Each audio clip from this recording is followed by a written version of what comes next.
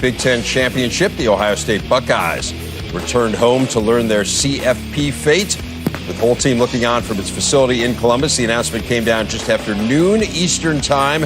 Getting in was never in doubt. The issue was whether they would hold on to the top seed, which they did not. So some mixed emotions from the Bucs, but still one of the 4 teams with a shot at the national title as they earned the 2 seed. We welcome you into the big show. Great to have you with us, Dave Revson, along with Gerry Dinardo and Howard Griffith. And let's start there, fellas. After we got to watch Ohio State in person last night in the Big Ten championship game, very impressive in the second half, and yet they fall one spot, being jumped by LSU. What do you make of it? Fair shake?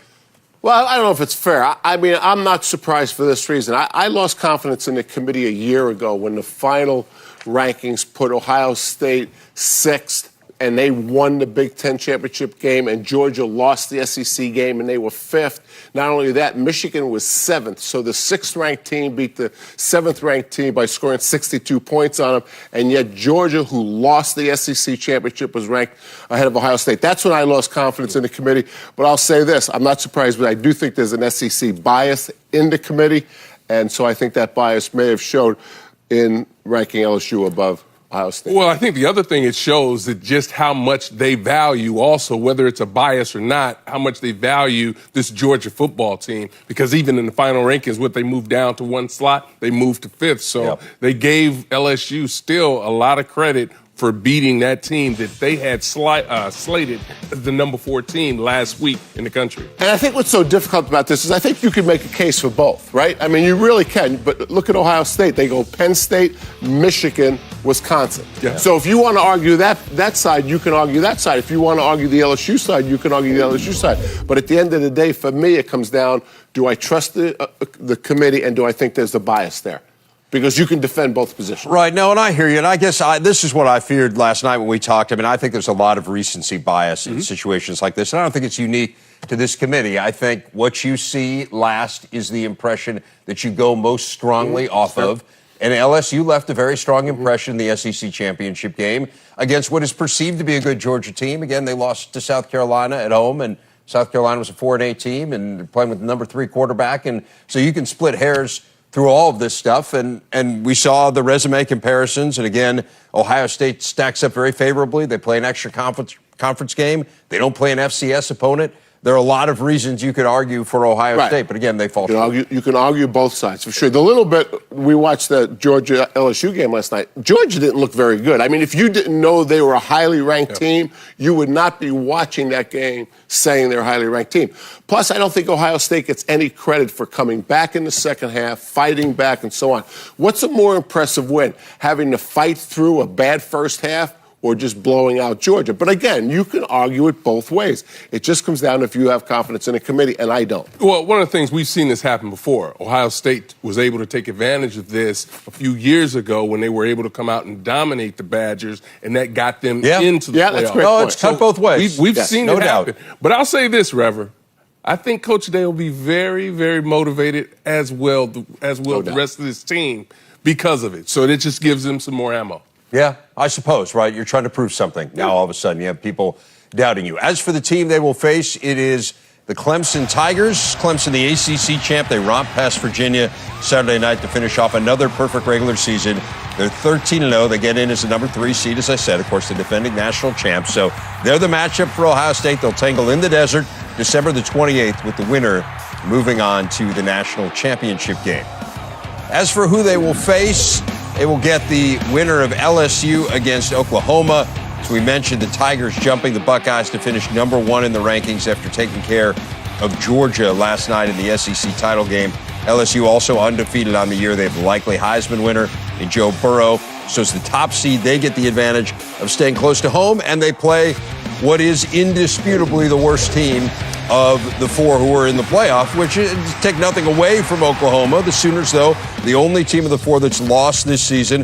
They did fall to Kansas State, but they won the Big 12 by beating Baylor for the second time on Saturday. Those by far the best 2 wins on their resume. They only have one other one against a ranked team, and that's against the number 25 team in Oklahoma State.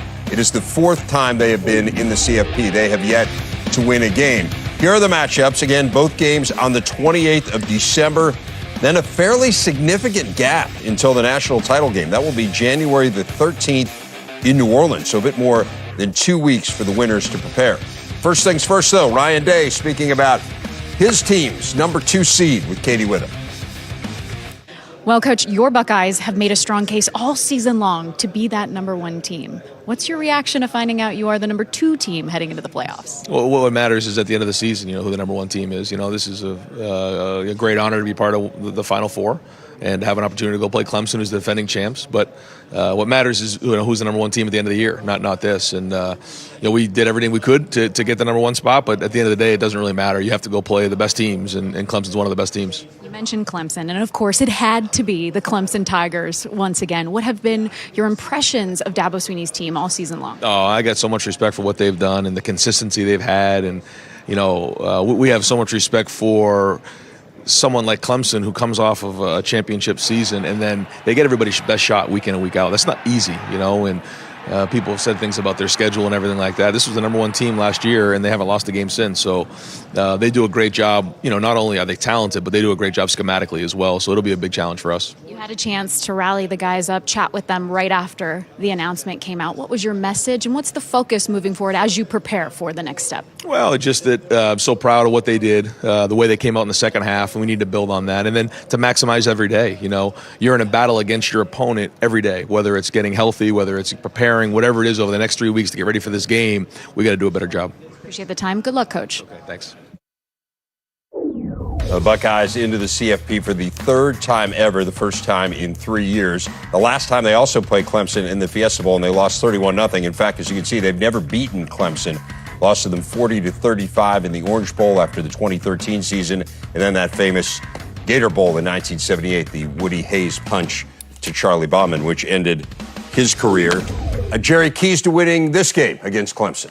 Well, I think it starts with motivation. I mean, you take last night's game. I don't think there's any doubt that the second half of the game last night, Ohio State was the more motivated team than they were the first half. Motivation plays a big part in this game. The fact that they won ugly, if you will, I think really will motivate this team to play its best against Clemson. Plus, everyone's saying Clemson's the tougher matchup. All those things, I think, help get Ohio State ready for the game. But the same problem that showed up in the first half of the Wisconsin game will show up against Clemson if they don't fix it, and that's protection of the quarterback. Here you see in some shots, I mean, Wisconsin was all over Justin Fields. We knew Wisconsin was going to be a difficult team to protect. We talked about it in tailgate. They haven't solved their problems, and they've got some time to do it.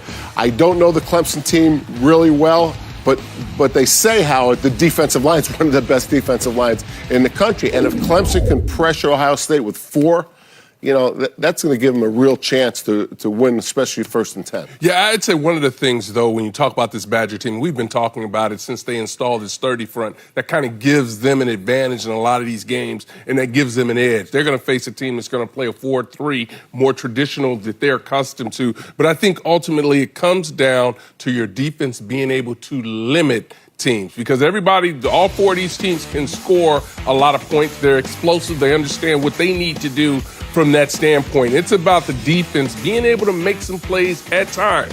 They're going to be put in conflict. All 4 of these teams' defenses will be put in conflict, and it's going to come down to teams being able to eliminate or minimize the bigger plays and maybe holding teams to field goals as opposed to touchdowns, because all these teams can score. That's one thing we know about when you get to this stage. It's not so much about how great your defense is, but how great your offense is and able to score. Kind of the way college football has gone. Yeah. I mean, that's new college football, and the 4 best teams in the country prove that. They're all better offensively. Clemson really rolling down the stretch. The last 8 games, 415 points. I mean, that's a ton when you think about the close game against North Carolina, and then since then they've been fabulous. I think it bears repeating, too, the numbers you saw on the full screen that I didn't mention. I mean, between these 2 teams, they've won 47 straight games, combined winning streak. I mean, it's staggering how good these 2 have been. And both are looking for motivation, right? Yeah, exactly. Exactly. Someone's not going to make it to the championship game. Lots more on the Bucs later. We'll hear from Jeff Okudah, Chase Young,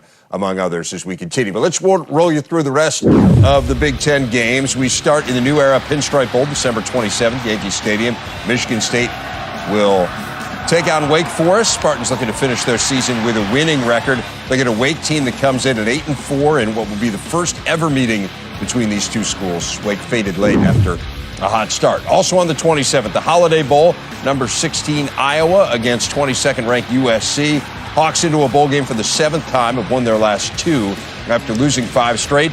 In USC, they get an 8-4 team that's battled through speculation about Clay Helton's job, but has finished the season strong. 10th ranked Penn State gets a New Year's 6 matchup with Memphis, December 28th, the Goodyear Cotton Bowl. The Nittany Lions were in the Rose Bowl hunt, but finished below Wisconsin in the rankings. So now they get a shot at the high-scoring Tigers, who are 12-1 on the season. Just lost head coach Mike Norvell to Florida State. Later that day, it'll be the battle between Ohio State and Clemson in that PlayStation Fiesta Bowl. The Bucs in the CFP for the first time in 3 years, 3rd time ever, taking on the defending national champs and their outstanding QB, Trevor Lawrence. Ohio State has never beaten Clemson, as I mentioned, all 3 of those losses coming in bowl games.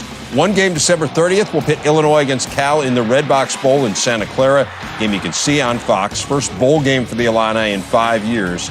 Looking to get to 7 wins. They'll face a defensive-minded Cal team led by former Wisconsin defensive coordinator Justin Wilcox.